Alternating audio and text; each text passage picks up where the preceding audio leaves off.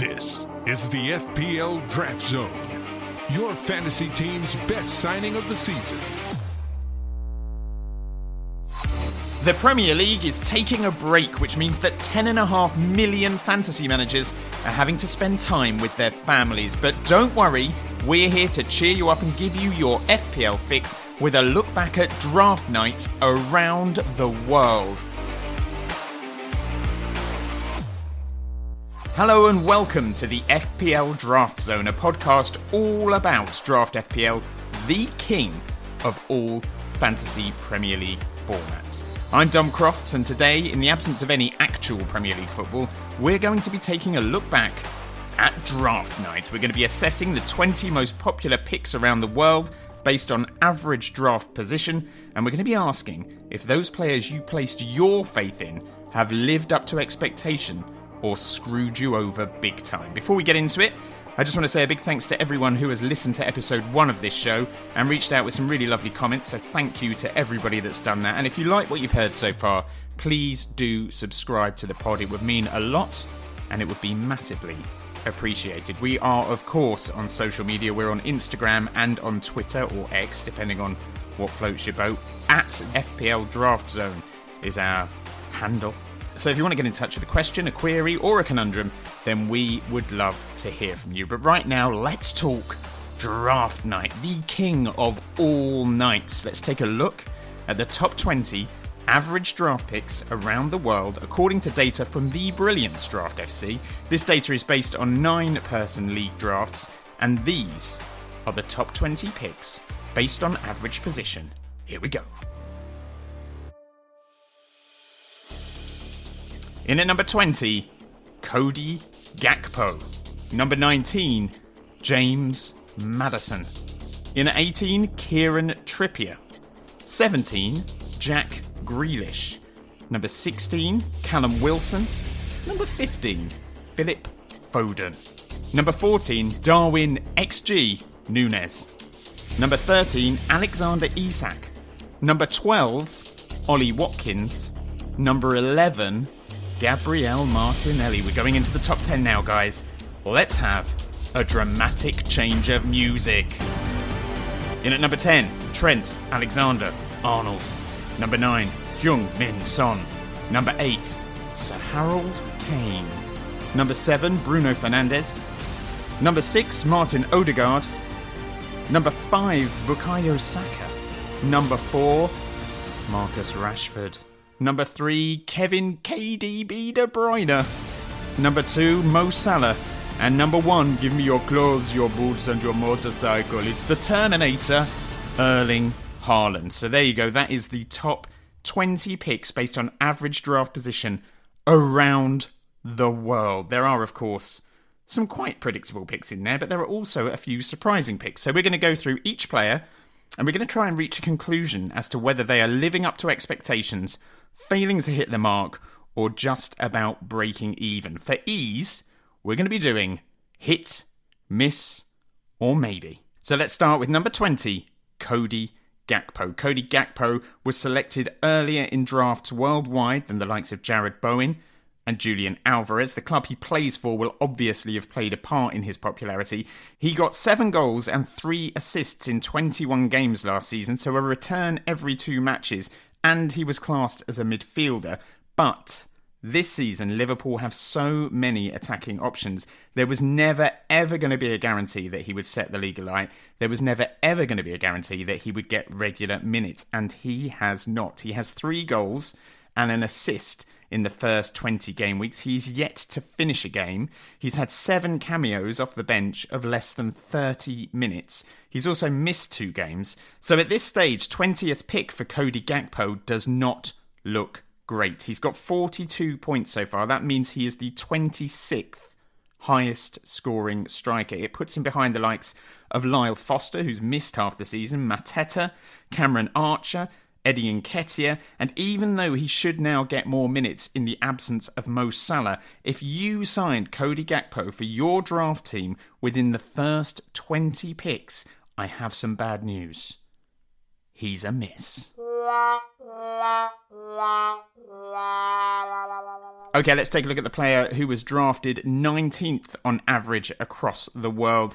James Jimmy Madison, a big money signing for Spurs from Leicester. He's played 11 games so far this season. He has 3 goals and 6 assists, so he's returned in all but 3 matches. He has, of course, picked up an injury which has left him absent from Spurs since game week 11. He's expected back at the end of the month.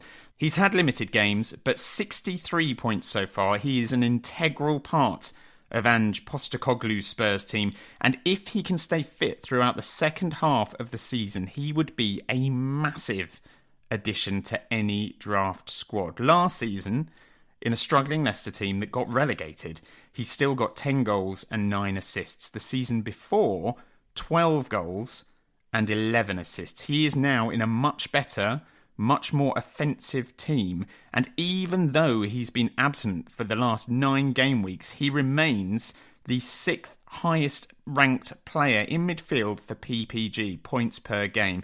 Only Salah, Son, Elise, Mbeumo and Bowen have got a higher PPG than James Maddison. So if you got him as your 19th pick overall, that has to be classed as a massive win, despite his injury problems. He should, in my view, have gone in the first round or the second round of every single draft league. He is, therefore, a hit. The player picked 18th on average across the world in draft leagues was Kieran Trippier. He's got 85 points so far. He is the second highest scoring defender right now behind Trent Alexander-Arnold, and he currently has more assists than any other defender. He's got 7 assists so far. He's also got 18 bonus points, which means he has more bonus points than any other defender as well. But that, to be fair, was to be expected based on last season. Newcastle have had a particularly ropey run of results recently. They've lost 5 of their last 6 league games. He also missed the game against Liverpool, returned in the FA Cup against Sunderland. He has had some questionable recent form, but I would say being drafted 18th is about right for Kieran Trippier. He's not the 18th highest point scorer right now, but I think he has the potential to be there or thereabouts at the end of the season if Newcastle can rediscover their early season form. So, if you signed Kieran Trippier, congratulations, he's a hit. Number 17, Jack Grealish. This is the first Manchester City player on our list, and to be honest, I am shocked to see Grealish drafted so early across global draft leagues. He scored 121 points last season, 5 goals and 10 assists. But, to put that into perspective, Heung-min Son was widely considered to have had a terrible season last season. Even Spurs fans were saying Son had a stinker. And yet he finished last season with 152 points, comprehensively more than Jack Grealish. As with all City players, you also have to add in Pep Roulette, or the Pep factor, or squad rotation, whatever you want to call it. And the fact that Grealish was never ever going to be nailed means that drafting him this early is insanity. Jeremy Doku has also joined the club, limiting his minutes. So I just can't quite get my head around why Grealish was drafted so early by so many managers. There's obviously been no Kevin De Bruyne for half a season as well, and yet still Grealish has only recently broken back into the Manchester City starting 11. He's got 39 points so far. That equates to 3 goals and 1 assist. He's played 684 minutes, so that is an average across the season so far. He's played an average of 7.6 games from 20 matches. So, I'm sorry to say that if you went big with Jack Grealish on your draft night, you have got yourself a resounding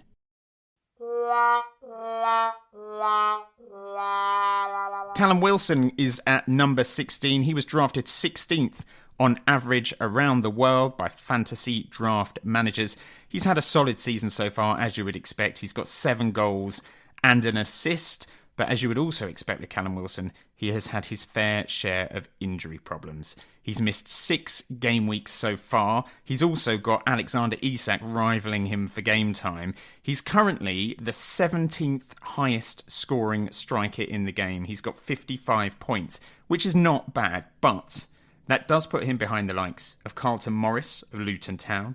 It puts him behind Cameron Archer of Sheffield United. He is a good player. He had a great season last season with 18 goals. But if you dive deeper into Callum Wilson's Premier League history, he has only played over 2,000 minutes across the course of a season 3 times. The last time was back in 2021. He has only hit double figures across 8 Premier League seasons 3 times. So when you factor all that in, being drafted 16th to me seems a little bit too high. Having said that though, there is a massive dearth of quality strikers right now for draft managers. So while he's not a hit, I don't think I can put him in the miss category either.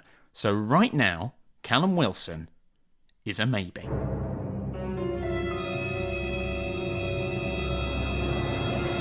Ooh, a maybe.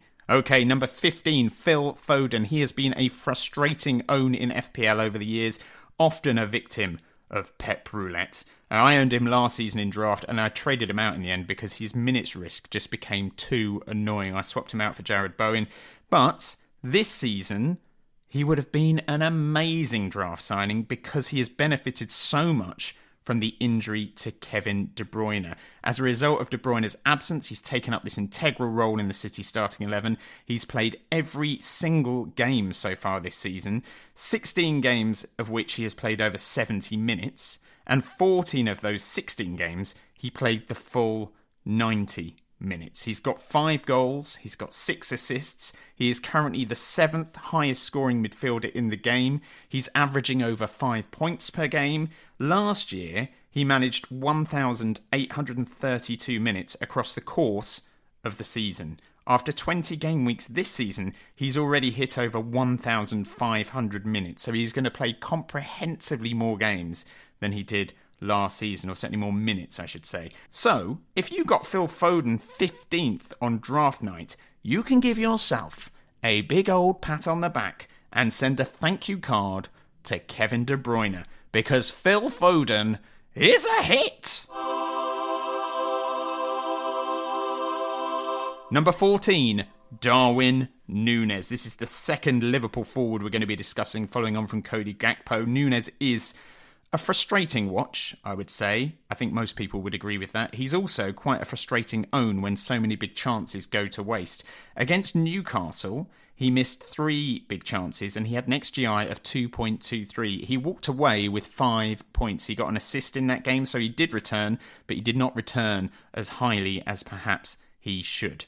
He's currently the 6th highest scoring striker in the game with 77 points. That makes him the 26th highest point scorer in the game. He's got 5 goals. He's got 8 assists. One question I would ask about Darwin Núñez is, would you trade for Núñez now, and what would you give up for him? And I'm not sure that I would trade for Darwin Núñez right now, even with Mo Salah absent for a month at AFCON. And I think that speaks volumes about Darwin Núñez as an asset in draft FPL.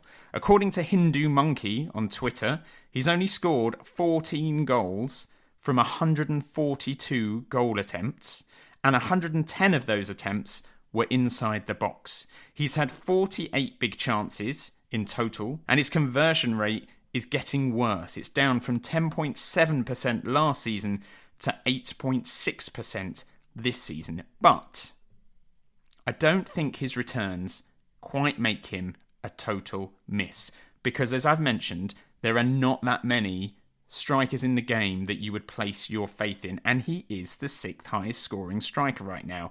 Laterizer on Twitter has pointed out that he has as many attacking returns as Dominic Solanke, despite playing 400 minutes fewer, and I think everybody would agree that Dominic Solanke is having an amazing season.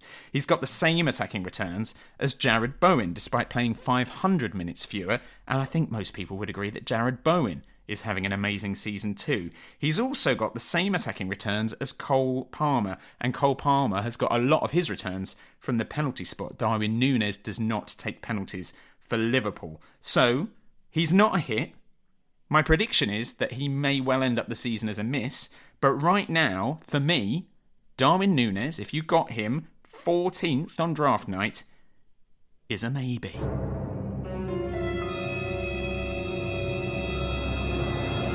The 13th most popular pick on draft night around the world was Alexander Isak. We've already classed Callum Wilson as a maybe, and now it is the turn of another Newcastle striker. The big problem with owning either of them is that the other one exists. That's the problem. The minutes risk they face from each other is an absolute killer in fantasy football. Isak has played more than 70 minutes 11 times, but there have been 9 games where he has not played 70 minutes or more. He, like Callum Wilson, has also suffered from injuries, but he's got 9 goals this season, which means he's got 17 points more than his teammate. He's currently the 7th highest scoring striker in the game. That does put him behind Darwin Núñez, by the way, who we've just said is a maybe. And you can't say, I don't think, that Isak has been a hit when he has less points and has been drafted earlier than Darwin Núñez. So I think he probably should have been drafted a little bit later, but there is the striker tax to consider. Alexander Isak may explode in the second half of the season. Not literally, metaphorically, guys. So for me, he's a maybe.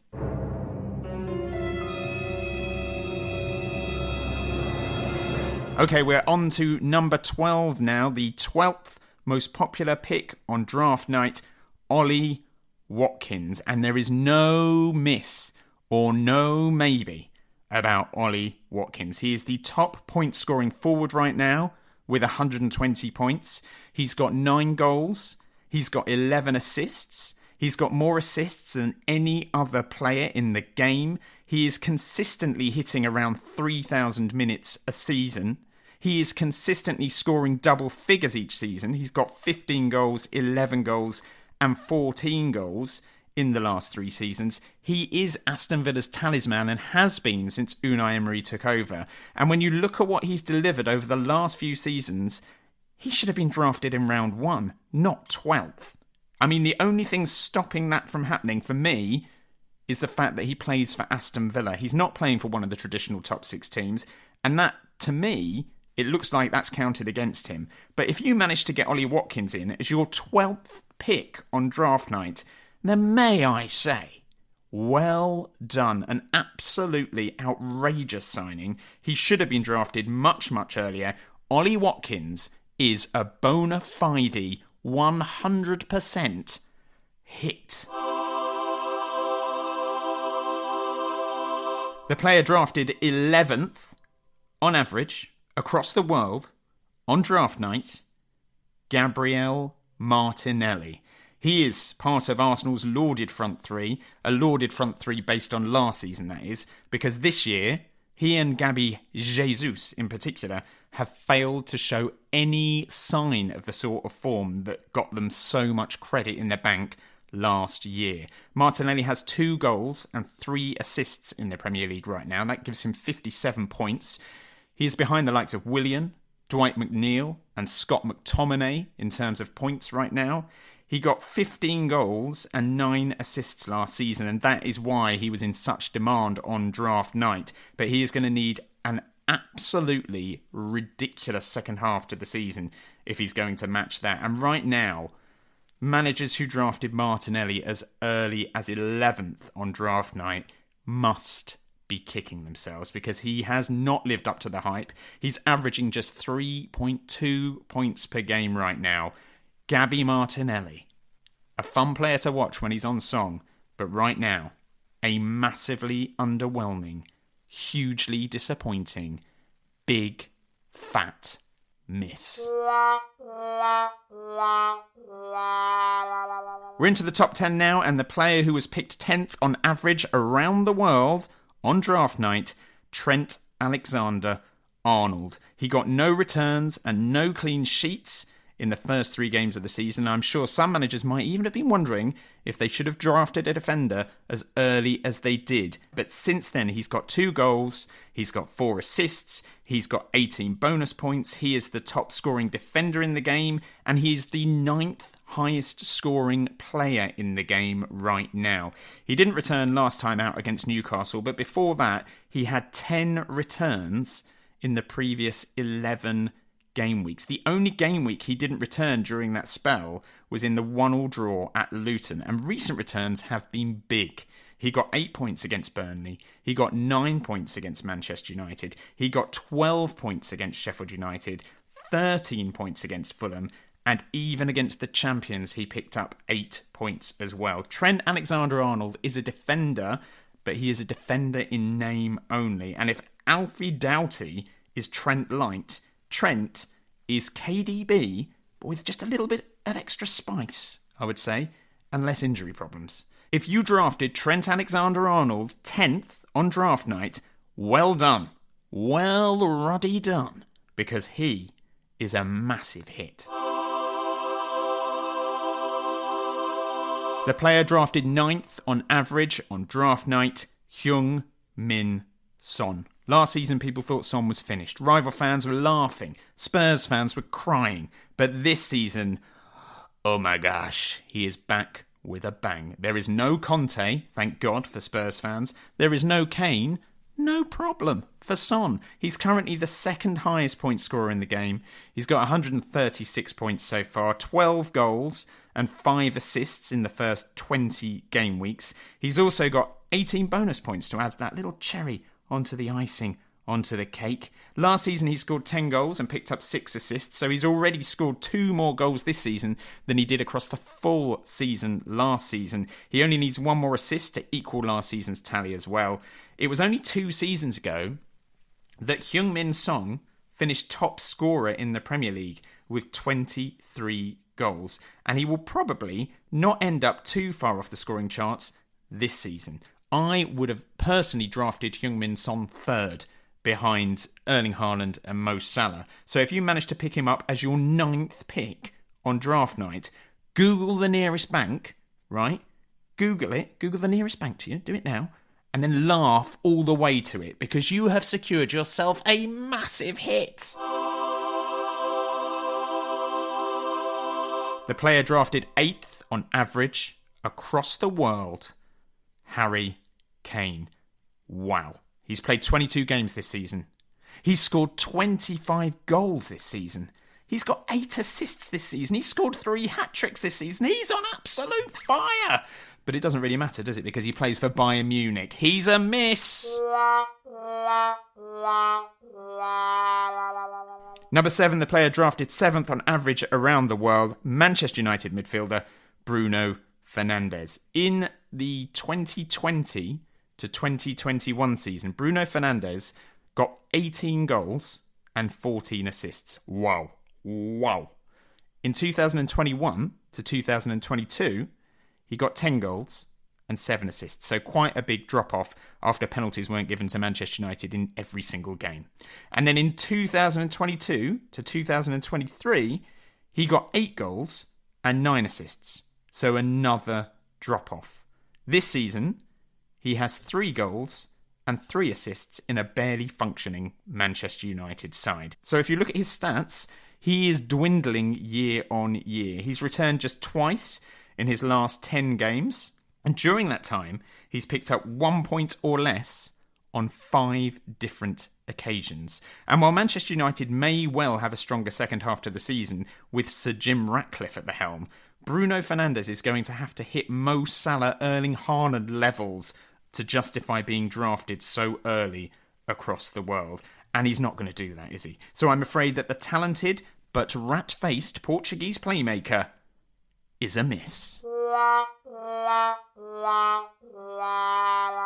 The player drafted 6th on average across the world, Martin Odegaard. He was drafted so early because he had such an incredible season last season. He got 15 goals and 8 assists for Arsenal. He's part of an Arsenal team whose attack isn't performing to those levels, though, this year. And predictably, that is impacting his numbers. So far this season, he's got 4 goals and 4 assists, which is not disastrous. And to be honest, if he was offered to me in a trade right now, I would love it. I would lap it up. I think he's probably going to have a very strong second half to the season. But to be drafted as the 6th pick, you really need to be returning big numbers. And he has not yet returned big numbers. He always looks like he's going to do something. He doesn't always do something. He's currently the 12th highest performing midfielder in terms of points, and Mo Salah, who is the top performing midfielder, has nearly twice as many points as Martin Odegaard right now. I love him as a player. I would like him in my draft team, but right now, if you're looking at where he was drafted and what he's returned, I think you would have to call him a miss. The player drafted 5th on average on draft night across the world, Bukayo Saka, another Arsenal midfielder and the only Arsenal attacker in the top tier ranks of players in his position right now. He's got 107 points so far. That puts him 4th in terms of the highest point scoring midfielders behind Salah, Son and Bowen. He's got 6 goals, he's got 8 assists, he's picked up 11 bonus points. He is Arsenal's talisman, and if you own him in draft, you were probably hoping for a little bit more. But, to be fair, he is currently the 6th highest scoring player in the whole game, and even though Jarrod Bowen is ahead of him right now, I would expect Saka to finish the season with more points than Jarrod Bowen. So, that would make him potentially the 5th most valuable player in the game.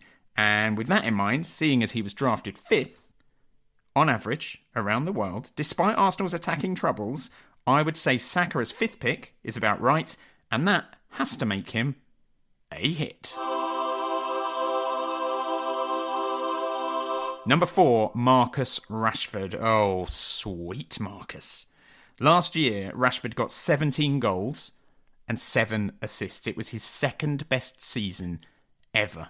This season, he's got 3 goals and 3 assists, nowhere near justifying his draft rank. He has been a disaster of a signing. He's been dropped by Erik ten Hag. He's only recently regained his place in the starting 11, and across the season, he's managed to look unimpressive up front and unimpressive on the left wing, so that's quite an impressive feat. In a way.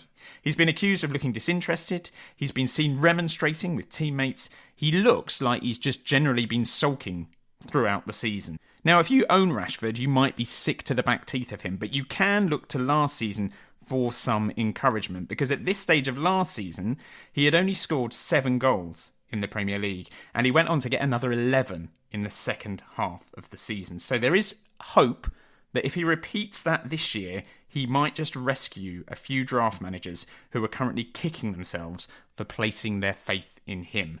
He was drafted 4th on average across the world, and you know what that means. He is not a hit. He is not a maybe.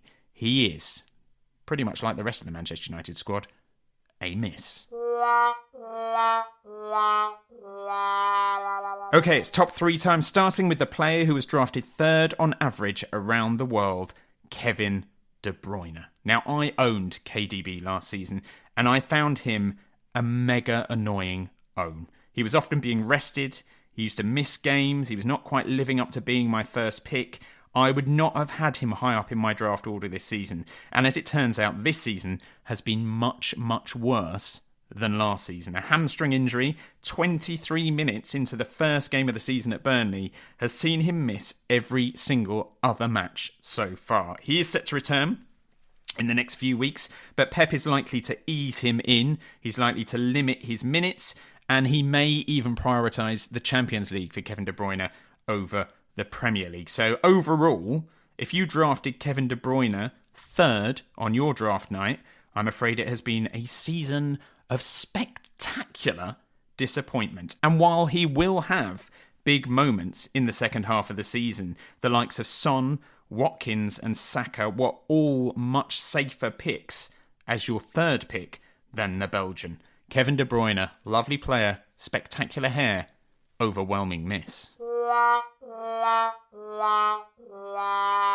The player drafted 2nd across draft night, on average, around the world, Mo Salah. And this one is simple, isn't it? He has been an absolute mega hit, as expected. He is the most consistent FPL performer over the past 6 seasons. Last season was considered a bit of a disappointment for Salah, and yet he still ended up with 19 goals and 13 assists. This season, he has already got 14 goals and 8 assists from 20 matches. So he has returned, on average, in every single game. He's averaging 7.8 points per game. He is the highest scorer across FPL by 20 points. Erling Haaland was obviously incredible last season, but Erling Haaland does have a history of picking up knocks and niggles. It didn't affect him last season, but it has affected him this season. Salah's minutes tend to always be around 3,000 a season. He is Mr. Reliable, and he has smashed it in the first half of this campaign. His best ever tally in a Premier League season is 32 goals, and he is 13 goals off that right now. He will miss January through AFCON, but you wouldn't rule out the possibility that he will go on to score 32 goals again this season. The world and his wife would have drafted Erling Haaland first, but Mohamed Salah as a second pick is quite simply FPL gold. He's living up to the hype. Mo Salah is a hit. And number one on our list, the player drafted first on average across the world on draft night, Erling Terminator Haaland. Last season's star man, he got 36 goals and 9 assists for Manchester City. But this season, he has had a few injury problems. He's missed the last 4 games with a foot injury, and that means he is not even the top scoring striker in the game right now. That honour goes to Ollie Watkins. He is currently the 4th highest scoring player in the game. Now, Manchester City have been okay so far this season, in the same way they were okay in the first half of last season, but they do have a tendency to fly through the second half of the season and just put every other team to the sword. So if they do that again, you would expect Erling Haaland to finish in the top 2 for most points scored. Is he currently justifying being number 1 pick? I don't think there are any managers out there who have Erling Haaland in their side and will feel bad about having him in their side. But Salah and Son are edging it at the moment. However, if Erling Haaland avoids any more injuries in the second half of the season, I am sure he will live up to the billing of being drafted first on draft night. He has perhaps been a little bit disappointing when you compare this season's stats to last season's stats, but last season was a freak season. He showed incredible consistency. So for me, even though he was picked first and he is not currently the top point scoring player, you cannot say anything other than Erling Haaland is a hit. So that's the top 20. Overall, we have 9 hits, we have 8 misses, and we have 3 maybes. A few of the players in that top 20 could have been drafted a little later, rather than actually be top 20 picks. I'm thinking of the likes of Cody Gakpo, Jack Grealish, maybe Kieran Trippier as well. A few players that, in my opinion, would not have looked out of place in the top 20 picks around the world on average. Brian Mbeumo, who was picked 53rd on average around the world. He got 9 goals and 9 assists last season, but he was always going to be Brentford's talisman in the first half of the season. Ivan Toney obviously serving that ban. He was highly thought of by FPL managers at the start of the season. He was brought in swathes in the normal game, but across the world in draft he seems to have been very undervalued. Before his injury, he'd scored 7 goals and got 4 assists. He was well on course to beat last season's total. He's averaging 5.8 points per game right now, and he should have been drafted a lot earlier than 53rd, but well done if you managed to get him so late on, and commiserations on basically losing him for the rest of the season. Another player who I think could easily have made his way into the top 20, Jared Boehm, who was drafted 36th on average across global leagues. He had a disappointing season last year. He only picked up 6 goals and 9 assists. But the season before, he hit 12 goals and picked up 17 assists. And this year, he already has 11 goals. He was always going to be West Ham's talisman. He's broken into the England side in the last 12 months. There's a big major international competition that he is going to want to be a part of in the summer. So he was always going to be deserving, in my opinion, of a top 20 pick, but nowhere near it across the world when you take the global average. He was drafted 36th. And one other player who I think probably had a shout to be drafted in the top 20, Julian Alvarez. He scored 10 goals in the second half of last season after his return from the World Cup, and Pep Guardiola has always spoken very highly of him. He was widely expected to get more regular game time this campaign. And as with all City assets, I suppose you have to weigh up the risk of Pep roulette, but the positives far outweighed the negatives for Julian Alvarez, and I was surprised to see him drafted as low as 37th across global leagues. I think he had a shout to be in the top 20. There are, of course, a load of other players who are having the sort of seasons right now that could make them viable top 20 picks next season if they continue their current form. The likes of Dominic Solanke, Cole Palmer, Hee Chan, Anthony Gordon and Cunha are all doing their best to make themselves viable picks next season, but that is a problem for another day. For now, it's all about Game Week 21 and beyond, and a reminder that the waiver deadline is 11 a.m. on Friday, the 12th of January. The Game Week deadline for your team selection is 24 hours later at 11 a.m. on Saturday, the 13th of January, and a reminder as well that Game Week is a super long, tedious Game Week that just goes on forever. So, get those squads in shape, put in those waiver requests in good time, and see how you do in the longest game week ever. Now, before we go, let's do this. The FPL Draft Zone. One to watch. Yes, one to watch, and one player who will be available, with a little bit of luck, is Ben Brereton Diaz. He's not in the game yet, but he has signed for Sheffield United on loan from Villarreal. He didn't have much joy in La Liga, but he has a good record in England, albeit at championship level. He got 14 goals in the championship last season.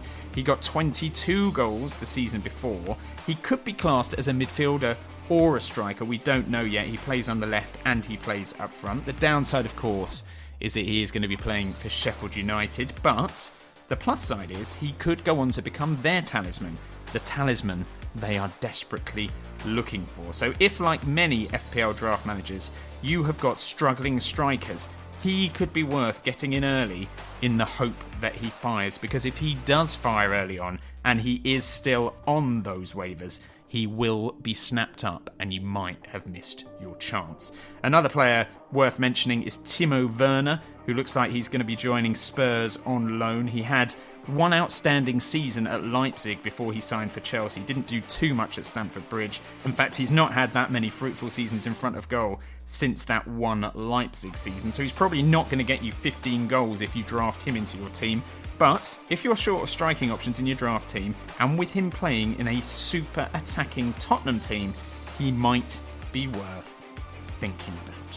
Right, remember we are on Twitter, or X, or whatever you want to call it, and Instagram, at FPL Draft Zone, so please do get in touch. It would be lovely to hear from you. It's been great talking to so many of you since we launched. Planning to do a quick pod at the halfway stage of this ridiculously long Game Week 21, so keep your ears and your eyes peeled for that. Until next time, though, good luck, and bye for now.